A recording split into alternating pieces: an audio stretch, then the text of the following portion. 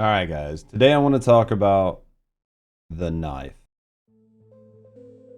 Currently in the Borderlands 4 community, there's a growing minority of people that are speaking out about the Penetrator knife and its spot in the current meta.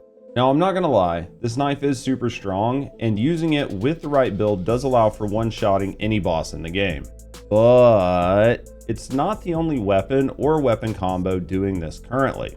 If you take any time to go to Twitter, YouTube, or Reddit, you will see dozens, if not hundreds, of videos and clips from content creators and regular gamers just demolishing the bosses. Now, while it was popular in the first few days to use the knife, people have moved past it on tons of builds and found other interesting ways to dispatch the game's most challenging monsters and trivialize entire sections of content. So what does this mean for the game, the players, and more importantly, the knife? So the first thing I want to talk about is Borderlands in general. Now this is my first time ever playing a Borderlands game, but from what I've been able to tell, this game is not inherently competitive. There are no leaderboards, there are no world's first races, and there is no real PvP as it stands right now. Now the reason I bring this up is, players doing interesting and broken things does not give them a leg up on anyone else that plays the game. This game is primarily a single player experience that you can play with your friends or opt into public matchmaking. But this is not actually a live service looter shooter like Destiny 2, Warframe, or The First Descendant. And this is further solidified by the fact that the game actually supports modding and does have save file editors you can actively use to give yourself anything you want in the game. Now, this doesn't mean that I think that it should be the Wild West of gaming and we should open up the floodgates and let anything go. And seemingly, the Borderlands team feels the same way.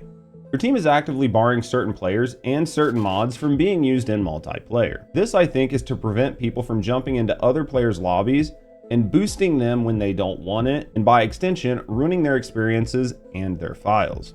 So at this point in time, I feel like I'm in the same boat as most of the players. I actually want their team to focus on quality of life and stability to the game across both PC and over on consoles. Consoles desperately needs a field of view slider, and us here on PC as well on console really could use something like a searchable text box. That way we can go through our vault and really see what we've got in the bank and find what we're looking for when you have 400 to 500 items. And while I myself have actually had no performance issues with the game, I do know that it still plagues a lot of people. And those are the things that I think their team needs to prioritize right now over any balance patches. So at this point I've talked about numerous things, and none of them have really been the knife. And I guess that's kind of the point. I honestly do think the knife is a bit overtuned and will need some type of balance patch moving forward. But, and it's a big but, this isn't the only item or build like this in the entire game. If it was, I would 100% say it needs to be addressed on the spot.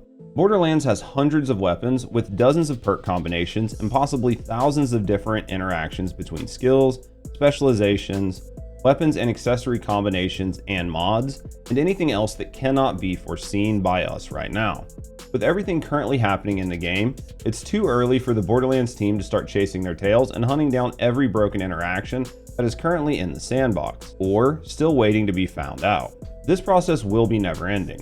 And while I'm not saying it doesn't need to be done, I do think we can wait just a little bit longer. While it's easy for content creators, no-lifers, the unemployed, and chronically ill people to dump hundreds of hours in a game within the first week, that's not your average gamer.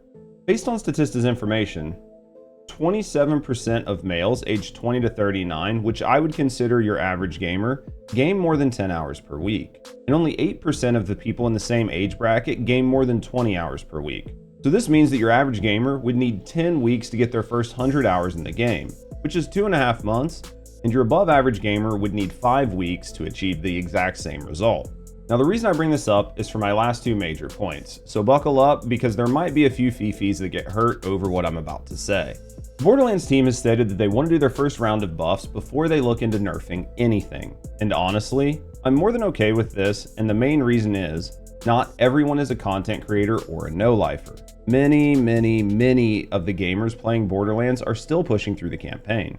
Tons don't even have half of the broken items in the game, and most have not been able to sink hundreds of hours into the game in the first 2 weeks. Given this game isn't competitive, I think it's fine to give players a little bit more time to get to the end game and play with the toys that the no-lifers and the content creators got to play with. And this brings me to point 2, which is for everybody who got to play with the new shiny but wants to gatekeep it from everybody else in the community. You guys are the reason that people don't like tryhards and content creators. Basically, what I take away from the discourse online is, it's okay for content creators to have these items, abuse them, make videos, and thus money off of them, show them off to their communities, and have fun with them. But not other people. And while it's not necessarily the case, I do think it's how most of the public perceives people who are actively calling for balance patches already. I think players view this as open brazen hypocrisy at its finest. Why are people profiting off of the system, abusing it, having fun with it, then throwing it away, and on top of all that, trying to get it removed from other people who haven't even had a chance to have fun with it? Ultimately, I think this is the problem and not the knife. Borderlands is full of tons of fun, interesting, and amusing interactions that'll take months to sort out, abuse, and then balance.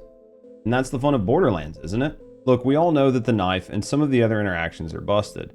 But honestly, isn't it more important to address all of the other issues that we've talked about in the video, instead of ripping away the new shinies from people who haven't even had a chance to play with it? Because let's be honest, this is a single player game, and who is it really hurting to leave these in the game for just a couple more weeks?